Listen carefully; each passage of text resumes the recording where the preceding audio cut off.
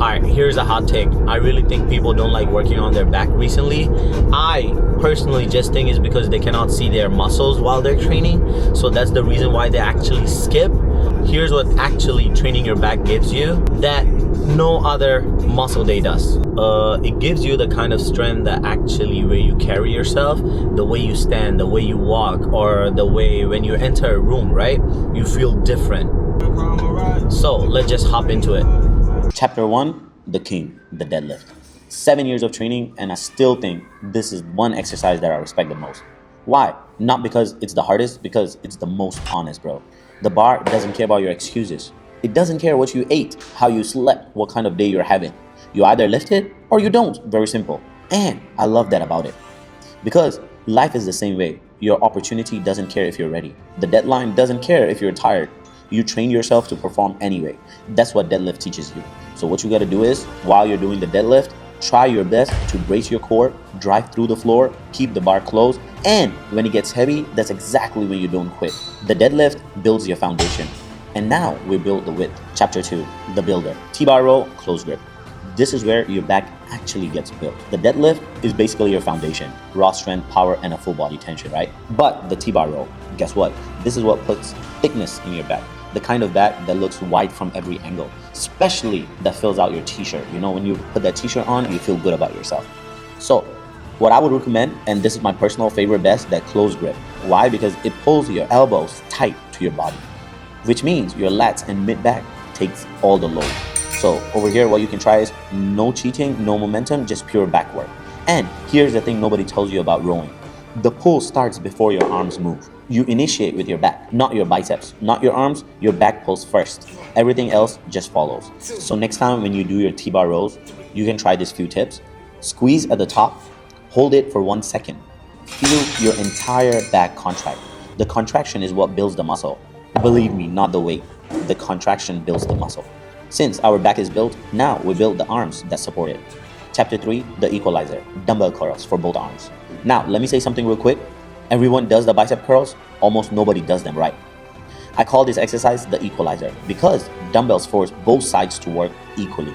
With the barbell, what happens is most of the time that your strong arm can cheat, you know? But with the dumbbells, it's nowhere to hide. Because after 7 years of training, I still notice the difference between my arms. And dumbbell curls keep me honest as hell. Because both arms are working, both arms are squeezing, no dominant side carrying the other, you know? So I get to balance them out. That's discipline in an exercise, making sure both sides are accountable. So does this sound familiar?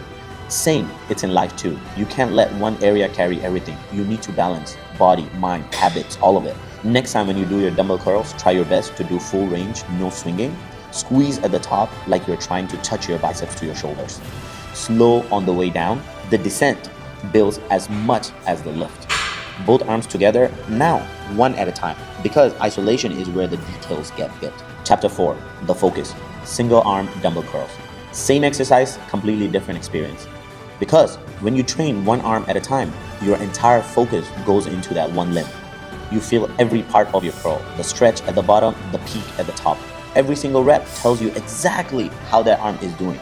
So basically, this is what I mean when I talk about training with intention. Less is more, one thing at a time. Try your best with full attention and full effort. Why? Because I teach for a living.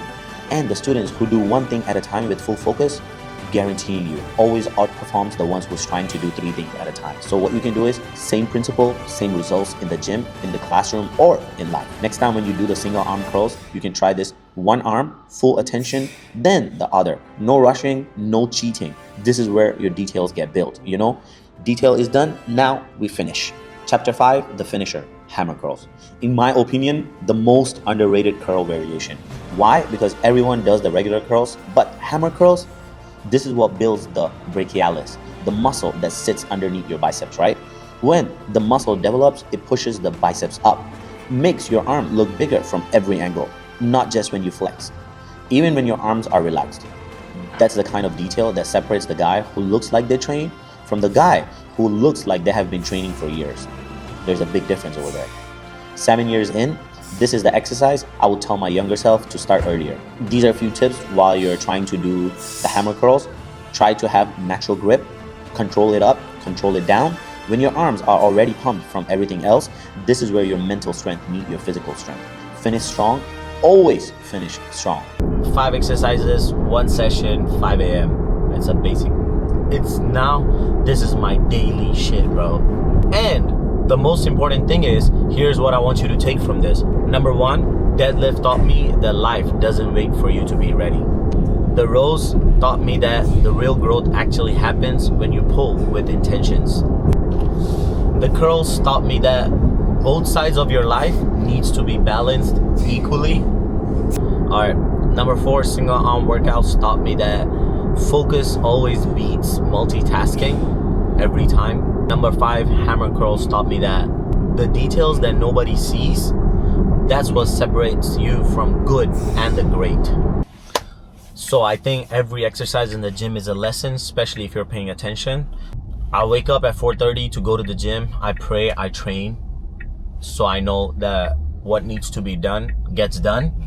Not because every morning is perfect for me, to be honest, but because, like I said in every single video of mine, that I made a decision that I want to be this person, and I know who I want to be, and then who I can become, and where I want to get in life.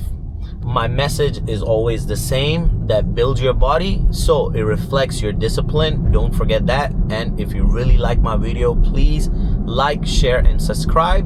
I'll catch you guys in the next video. Peace.